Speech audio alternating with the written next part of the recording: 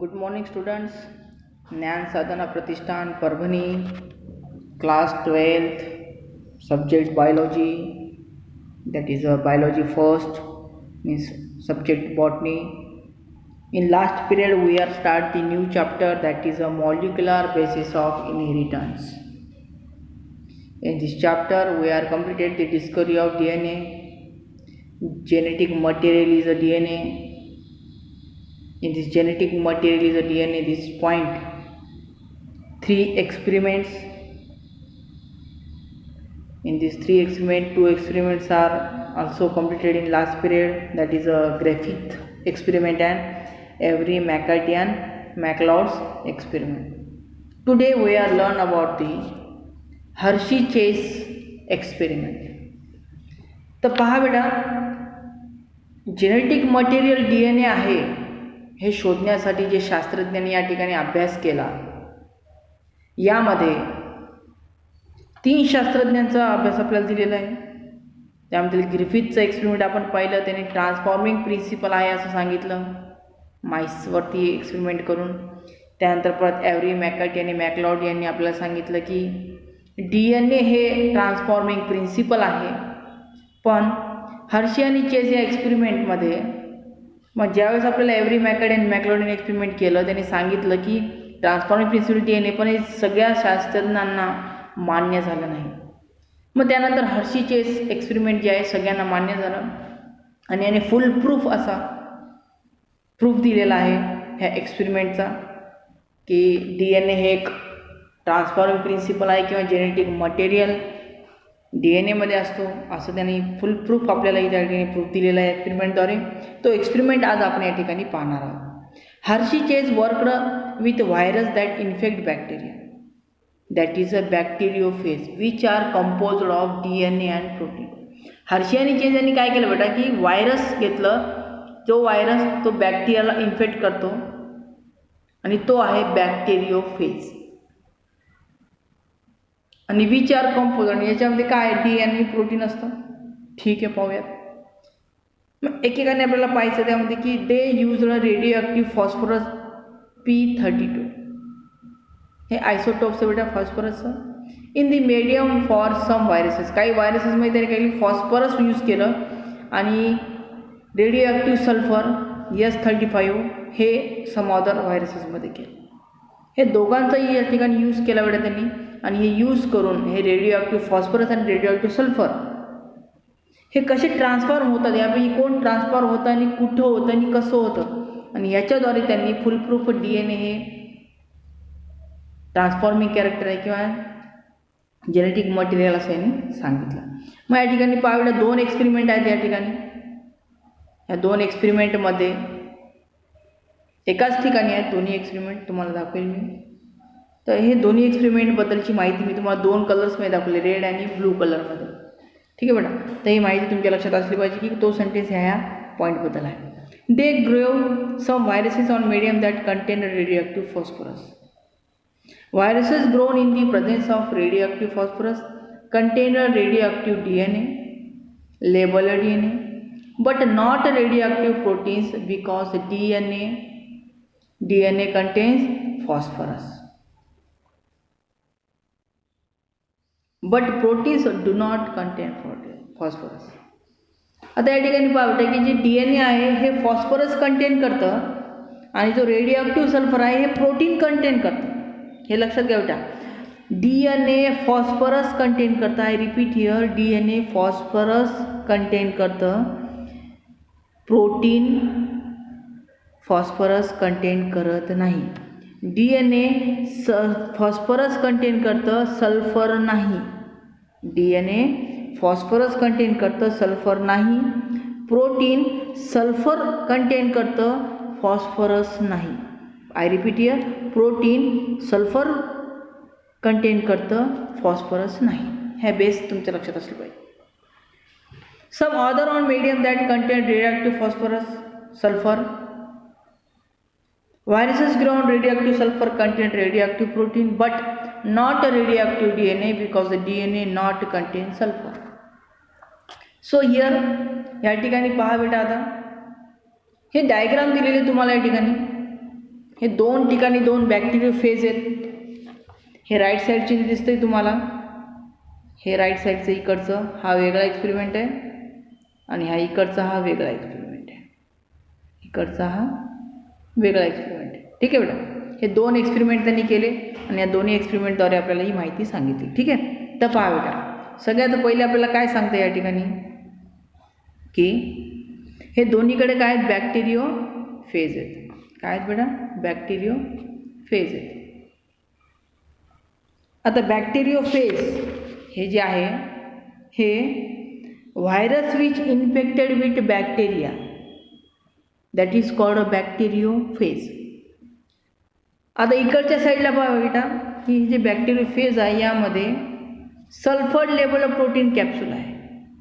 म्हणजे प्रोटीन काय करतं, सल्फरला कंटेन करतं. म्हणजे सल्फर जे आहे ते रेडिओ ॲक्टिव्ह सबस्टन्स घेते बेटा, सल्फर आणि या ठिकाणी फॉस्फरस, हे लक्षात घ्या बेटा.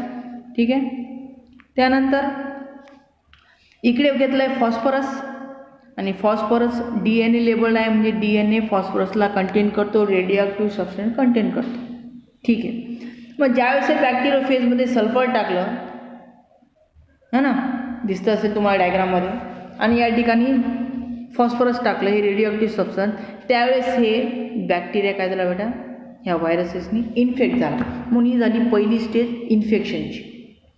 डायग्राममध्ये पाहू शकता इन्फेक्शनची पहिली स्टेज तुम्हाला इथे दाखवलेली. नेक्स्टमध्ये काय दाखवले की यामध्ये काय होतं बेटा की जे सल्फर आहे हे सल्फर पुढे ह्या बॅक्टेरियामध्ये जातं. ठीक आहे, मग सेंट्रीफ्यूजमध्ये पुढे जातं. पण हे जात असताना हे दोन स्टेज आहेत बेटा. हे जे वरची स्टेज आहे त्यामध्ये सुपरटंट म्हणजे काय, हे जे तुम्हाला खाली दाखवलेलं आहे सुपरटंट, हे वरचं हे जे आहे याच्यामध्येच ठीक आहे जे आहे हे बॅक्टेरिया जे व्हायरस आहे ते या ठिकाणी तुम्हाला इथे डिटेक्ट होतं. आणि हे जे खाली सेल जे आहे सेलमध्ये सल्फर डिटेक्ट होत नाही. आता या पहिल्या एक्सपेरिमेंटमध्ये काय होतं की हे सल्फर जेव्हा बॅक्टेरियामध्ये टाकलं आहे व्हायरस, ठीक आहे, त्यावेळेस हे जे सल्फर आहे हे प्रोटीननं काय केलं, कंटेन केलं. पण इथं DNA सल्फरला कंटेन करत नाही, प्रोटीन फॉस्फरसला कंटेन करत नाही. मग इथं कोण करतं, प्रोटीन सल्फरला कंटेन करतं. ज्यावेळेस ही पुढची स्टेज आली, ज्यावेळेस जसं पुढे गेलं आलं लक्षात, त्यावेळेस न्यू सेल्समध्ये आपल्याला या ठिकाणी काय दिसलं, ते सेलमध्ये सल्फर दिसलं नाही.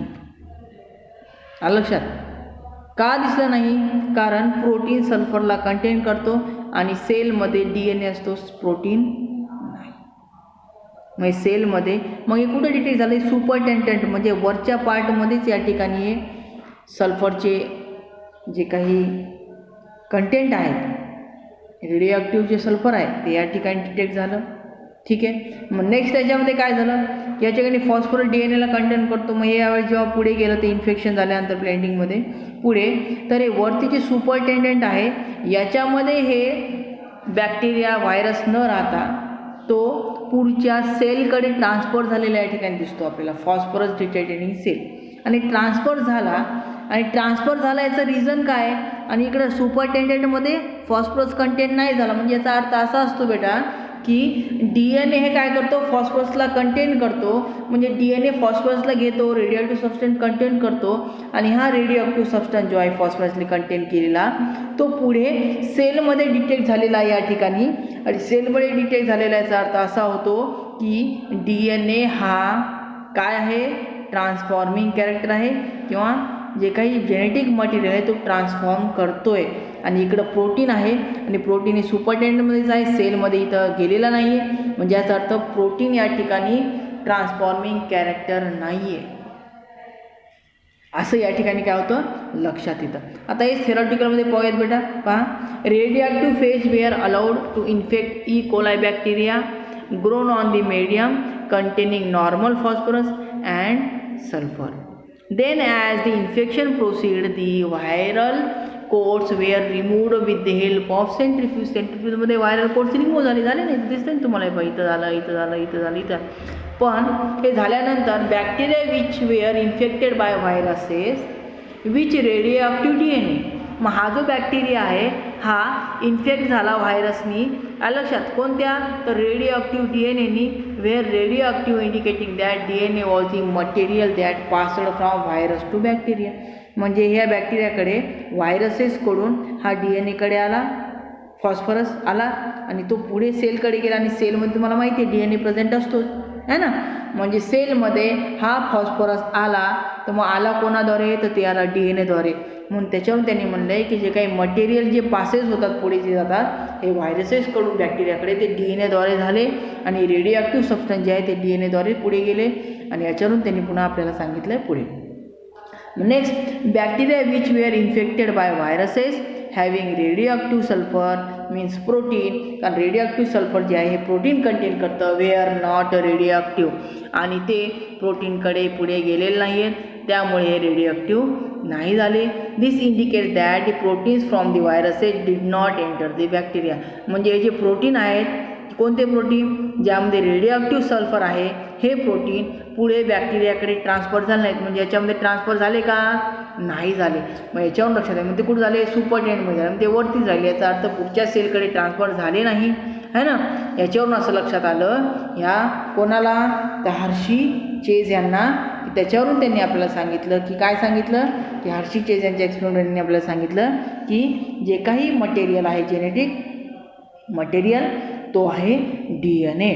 मग त्याच्याबद्दल त्यांनी सेंटेन्स सांगितलं, therefore DNA is the genetic material that is passed from virus to bacteria. कारण DNAमध्ये म्हणजेच फॉस्फरसद्वारेच जे रेडिओ सबस्टन्स जे आहेत ते पुढे व्हायरसकडून बॅक्टेरियाकडे ट्रान्सफर झाले. आणि याच्यावरून त्यांनी सांगितलं की DNA हाच आहे जेनेटिक मटेरियल, प्रोटीन नाही आहे. कारण DNAने जेनेटिक मटेरियल जे आहे त्यामध्ये फॉर एक्झाम्पल फॉस्फरस हे पुढे बॅक्टेरियाकडे ट्रान्सफर केलं आणि याच्याद्वारे त्यांनी सांगितलं की DNA is a genetic material. In other वर्डमध्ये जर सांगायचं म्हणलं तर sometime after infection radio phosphorus and sulphur was tested, हे दोन्ही टेस्ट केले. Only radio phosphorus was found inside the bacterial cell. म्हणजे दोन्ही एक्सपेरिमेंटमध्ये कुठे आलं, फक्त बॅक्टेरियल सेलमध्ये फॉस्फरसच काय झाले, फाउंड झाले. आणि इकडं सल्फर फाउंड झालं का, नाही झालं. ते सुपरटेंटमध्येच राहिलं, ते वरच्या पार्टमध्येच राहिलं, पुढे सेलकडे ट्रान्सफर झाला नाही.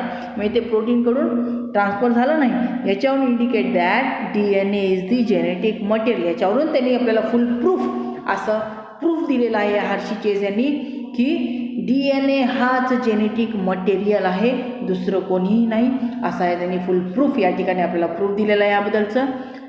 आणि अशा प्रकारे आपलं DNA is a genetic material हा पार्ट संपला. थँक्यू.